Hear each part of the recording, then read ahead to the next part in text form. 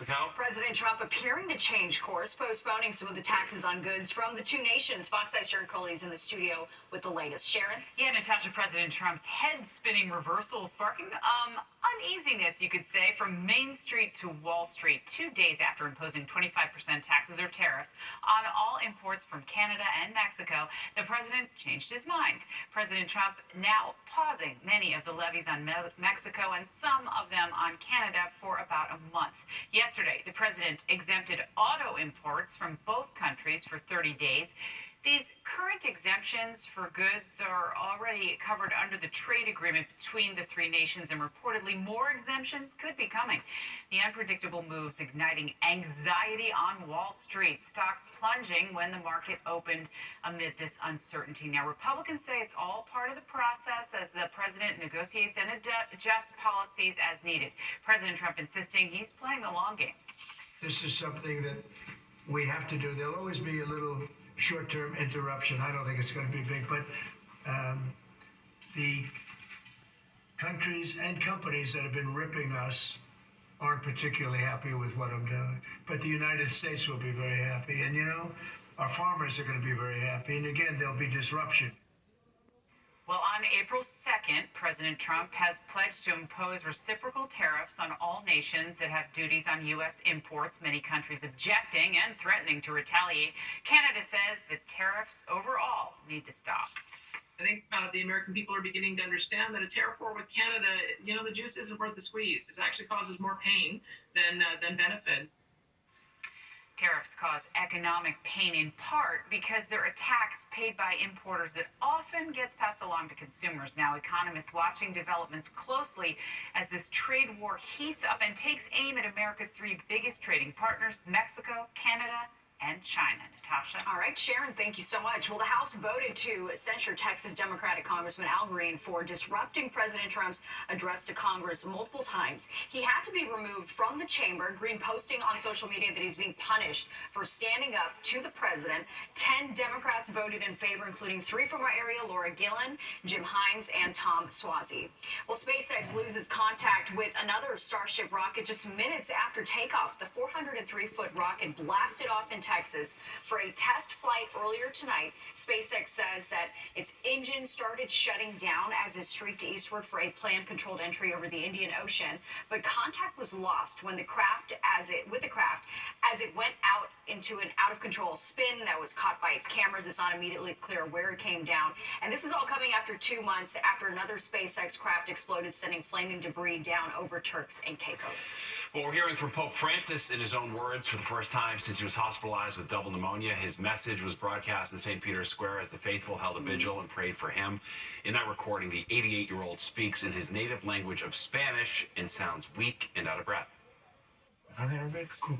De todo corazón, las oraciones que hacen por mi salud, gracias. The Pope thanks everyone for their prayers and says he remains with them before offering a blessing. He's been hospitalized since February 14th and remains in stable but guarded condition. Demonstrators back at Columbia University and Barnard College protesting the NYPD being called onto campus last night. Pro-Palestinian protesters gathered outside both campuses today, chanting against police and once again calling for an intifada. Yesterday, a group of masked protesters took over the college library. A few hours later, the NYPD responded to a bomb threat and directed students out of the building. 9 refused and were taken into custody. Fox 5 spoke with a Columbia University student who was in the library when protesters took over. It was one of the most heinous things, most egregious things that I've seen so far. There was straight up Hamas propaganda from the Hamas media office titled Our Narrative. There were stickers saying death to America. There were no reports of any arrests today. Well, caught in the act. Prosecutors in Long Island charging 7 men in a $20 million money laundering scheme. What they say the suspects did. And let's take a live look outside. The entire area is under a wind advisory. Nick joins us now. Nick, what are you seeing? Yeah, we're seeing winds already gusting 50-plus miles per hour in parts of the area. That's going to continue tonight. None of these snow showers will be coming our way, but the wind will be also a big problem tomorrow, and the forecast when the 10 o'clock news continues. Well, 7 men under arrest tonight, all tied to a multi-million-dollar money laundering scheme. That's right. Prosecutors say it involved scamming people into buying gift cards and then using them to buy products that they could resell. Fox 5's Jody Goldberg with the details. They were caught in the act. 7 men now charged in a $20 million money laundering and conspiracy scheme. These defendants allegedly used tens of thousands of Home Depot and Lowe's gift cards that were obtained fraudulently through a computer-based scam. A scam that targeted more than 1,800 victims in 45 states. Officials say the men used the gift cards to buy things like copper pipes, steel cables, and hot water heaters. They would then resell them to local plumbing supply and home improvement businesses. Some victims, many elderly, were told that their information had been used to purchase child sexual abuse material and were instructed to call a specific number. Officials say the defendants were responsible for over 6,000 transactions on more than 400 dates at over 80 locations, including this one. They would sometimes visit the same location twice in one day. The pattern got to be so big that it stood out. Investigators recovered supplies in the defendants' vans, $100,000 cash, along with high-end jewelry and handbags. Skyland used more than 50 gift cards to buy over $50,000 worth of pipes in one day. His attorney had no comment. 6 of the defendants walked out on cashless bail. We have thousands of victims that are out there. If we're going to be able to prosecute these people, we got to keep them where they belong. And that's in jail. That's where they should be. Officials offer this advice. If someone calls you and identifies themselves as a government employee, a bank representative, or a representative of an internet or software company, and asks you for money, I'm telling you, hang up the phone.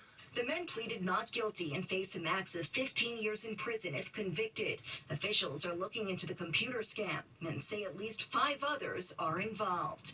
In Nassau County, Long Island, Jody Goldberg, Fox 5 News. The NYPD investigating a fatal The FIFA Club World Cup coming to the Tri-State this summer. The tournament features the top 32 club teams in the world. The final taking place at MetLife Stadium in New Jersey, easy for me to say. FIFA President Gianni Infantino brought the trophy to the Good Day New York set this morning, saying some of the world's greatest players are set to take part. Americans, they like the best, the real best.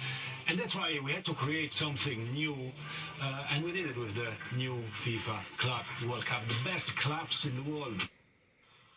$1 billion in prize money is going to be distributed to the clubs that are taking part. Wow. Too shabby. And remember, Fox 5 is your home for the 2026 FIFA World Cup. Look for updates and features leading up to the big event next summer.